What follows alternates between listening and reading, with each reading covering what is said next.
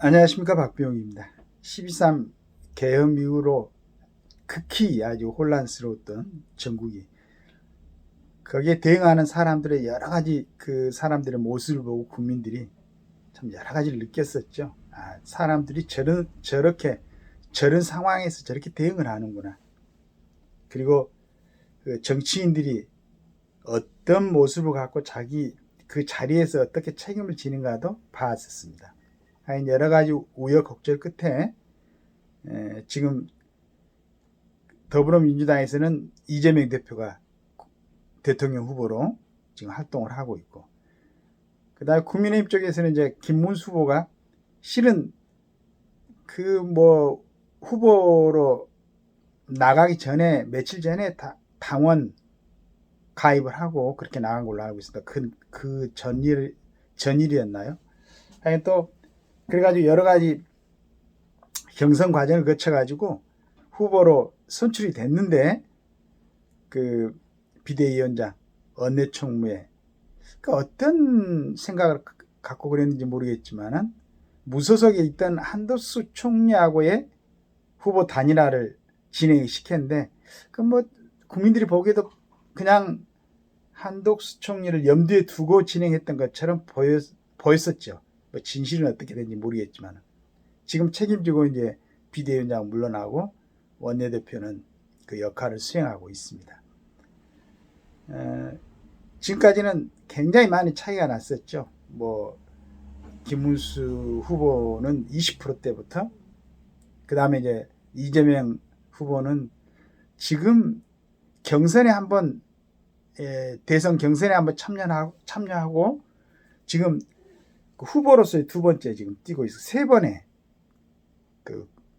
꿈을 가지고 대권에 도전을 하고 있는데, 그 40% 이상 50% 사이에서 견고하게 아주 지지를 갖다가 유지를 하고 있었는데, 일반적인 시각으로 봤을 때는 김문수 후보가 지금부터 이렇게 달려가지고 과연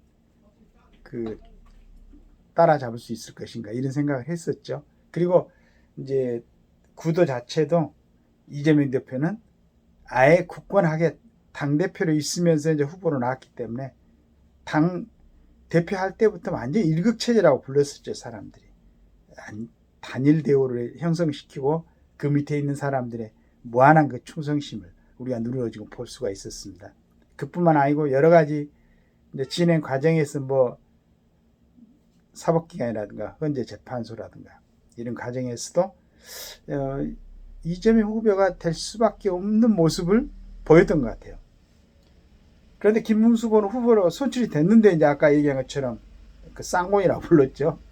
그 사람들의 어떤 생각에 의해서 후보가 사퇴시켰다가 다시 당원들의 어떤 지지를 받아가지고 이제 후보로 되고, 보기에도 아슬아슬했어요.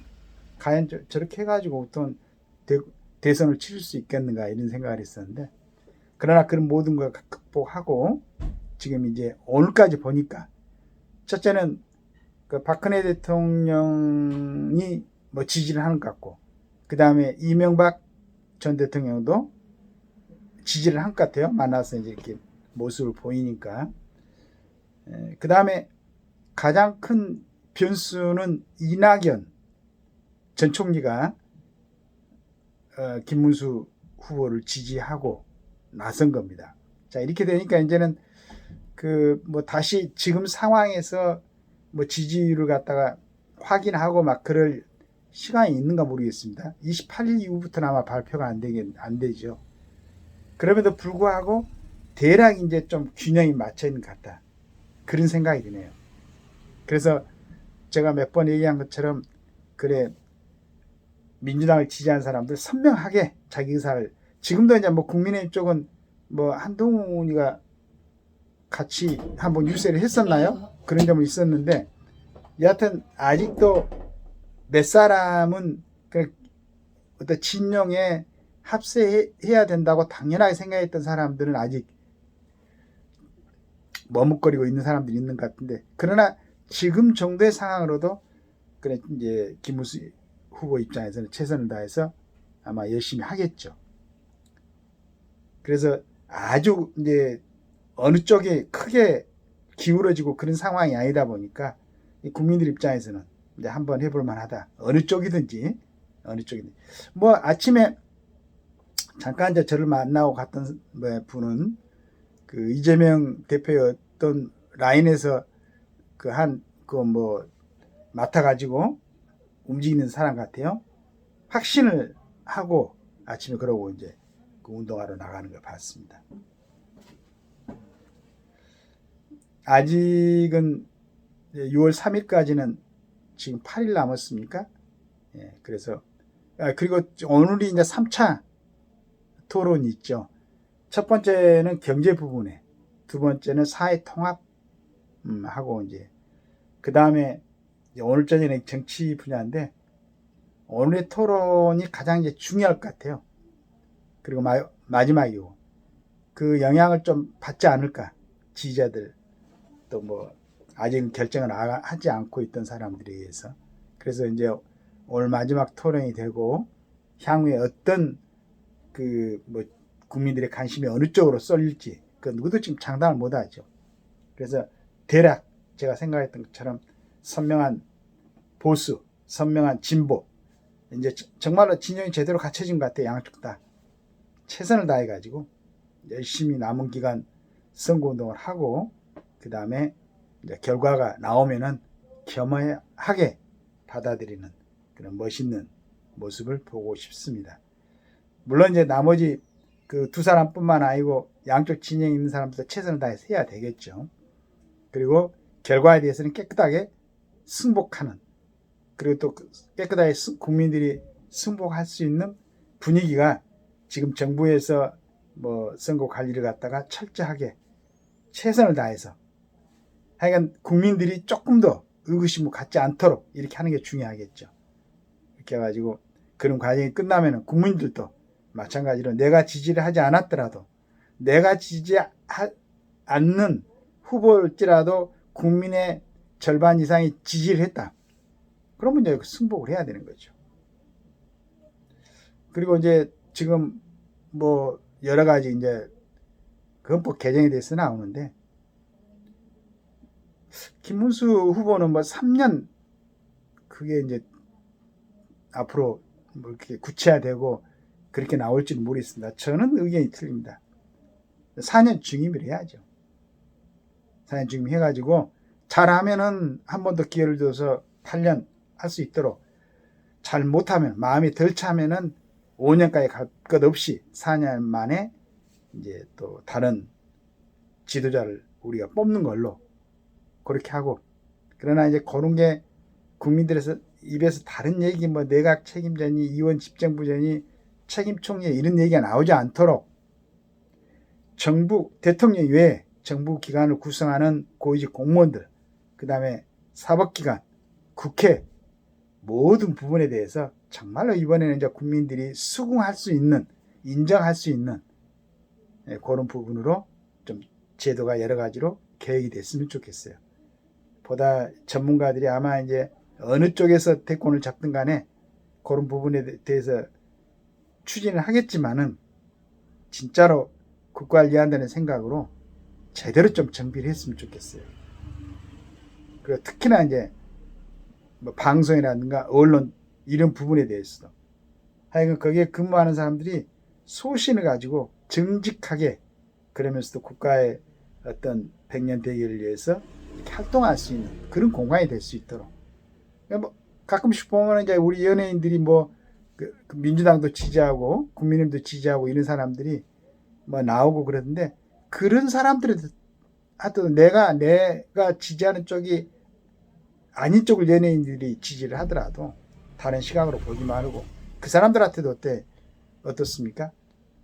어떤 후보를 지지할 수 있는 자유가 있으니까 언론도 마찬가지고 그러나 이제 전체적으로 사회 분위기가 우리가 어렵사리 참 36년 일제 그 강압 속에서 살다가 해방이 되고 또 정말 어려운 조건이었잖아요.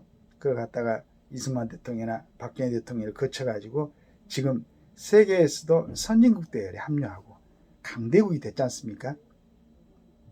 우리나라에서 저는 비행기 만들어 가지고 뭐 수출도 하고 한다.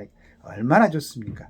그 다음에 미국의 군함들도 아마 우리나라의 어떤 이제 그 선박 회사들이 도움을 받아 가지고 앞으로는 좀 그런 배들도 만들고 해야 된다는 거. 그 다음에 우리나라의 어떤 원전 설비 시설 기술은 세계에서 최고라는 거. 소형 원전 같은 것은 앞으로는 계속 이제 각 나라에서 채택을 할 것 같은데, 그 원전의 안전성은 전부 다 이제 확보가 됐으니까 완전한 안전 무게는 없겠지만은, 그러나 비교적 다른 에너지하고 비교해 가지고 여러 가지로 경제성이라든가 안전성이 확보가 되고 자연환경 친화적이고, 물론 이제 문제가 있어갖고 뭐 폭발이 되고 그러면 문제가 될 수도 있겠지만, 이런 문제를 조금 이제 감정적으로 또 내 편이 아니라고 이런 아주 편협된 시각으로 자꾸 이런 경제 문제나 이런 문제까지 해가지고 너무 국민들을 피곤하게 하지 말고, 정치인들도 그리고 보니까 전번에 민주화 보상금 뭐 존경하는 우리 장기표 선생도 10억을 거절했더라고요. 그 다음에 뭐 김동규 교수하고 지금 김문수 지금 후보하고 그랬더라고요. 국가를 위해서 봉사를 하려면은 국회의원 여러분부터 좀 본인들이 갖고 있는 특권을 좀 내려놓고, 우리 장기표 선생이 주장했던 것처럼 그러니까 좀 국민들한테 존경을 받는 정치인들이 돼야 되지 않겠어요? 대통령도 마찬가지로 4년 하고 또 더해서 8년 해갖고 국가에 봉사하고 돌아서면은, 내려오면은 일반 국민으로 돌아가서 특혜를 받을 생각하지 말고 그런 마음이 좀 돼야 되지 않겠어요? 이번에 대통령 어떤 사람이 되든 간에 준비를 잘해가지고 빨리 남북 통일이 좀 될 수 있도록 진짜 좀 큰 시각으로, 지역적인 뭐 어떤 학연 지연 막 이런 얘기 하잖아요. 이런 게 좀 이념 이런 게 매이지 말고 좀 대승적인 시각으로 봐가지고 우리 젊은이들 결혼하기 좋은 나라, 결혼해서 애들 출산하고 해서 살기 좋은 나라, 그 다음에 북한하고 얼른 통일이 돼야 되잖아요. 우리 젊은 친구 좀 뭐 좀 잘 먹을 수 있게끔 해가지고 모스크바로 보내든지 어디 북경으로 보내든지, 나머지 우리 2,500만 북한 주민들하고 잘 살 수 있는 이런 좀 원대한 꿈을 좀 꿀 수 있도록, 정치가 좀 파괴적이고 소모적이고 이런 거 하지 말고 좀 생산적이고, 그래서 국민들이 정치인들을 믿고 잊어버리고 자기들 생활에 충실할 수 있도록, 그런 정말로 이번에 대선이 중요한 것 같아요. 국민들이 잘 생각하셔가지고 좋은 그 모습으로 결론이 나올 수 있도록 했으면 좋겠습니다. 그리고 아까도 얘기했지만은 이제 내가 지지하지 않더라도 하여간 어떤 사람이 된다는 것은, 혹시 내가 지지한 사람이 되면 더 좋고 아니어도 나보다 내가 생각하는 쪽보다 많은 사람이 지지해서 그 사람이 됐으면 승복하는 우리 국민들도 좀 멋있는 그런 모습을 보여줄 수 있었으면 좋겠습니다. 네, 감사합니다.